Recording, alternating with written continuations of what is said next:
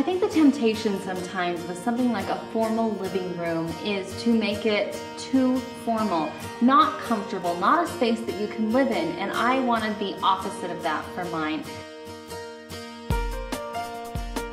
I wanted it to feel a little bit formal, but I didn't want it to be uncomfortable, and I wanted it to be really welcoming. Every piece in here was chosen really deliberately.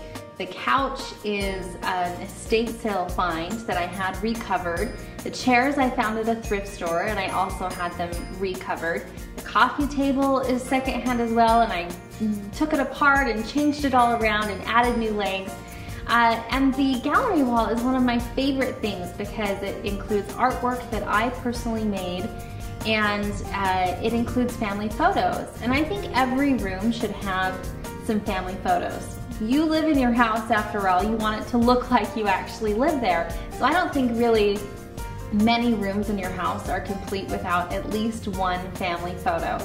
With the gallery wall, I wanted to pull in some of the same colors, the blues, yellows, greens, white, gold that I had used in the rest of the room, and use them in sort of different ways. When I was putting this room together, sometimes you just kind of have to put something in place because you're not 100% sure how it's going to look in there. I mean, I know how it looks in my head, but sometimes that doesn't always translate to exactly how it's going to look in the space. So I always pull some extra items to keep on hand to switch out and switch in, and just kind of see how it feels in the space and let it live there for a few minutes and see if I really like it and if it's going to stick. But really, it's the finishing touches that make the difference in this room.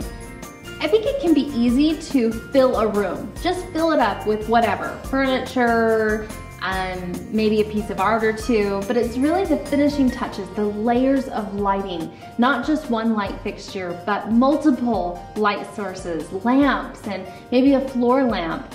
And also a nice big statement piece, I think, adds something really special to this room. The nice big statement mirror, the sunburst mirror, I think just adds a level of class and just makes it feel luxurious. And I think go the extra mile and get drapery and maybe even have it custom made. We have really grand windows in this room and I wanted to highlight them and showcase them.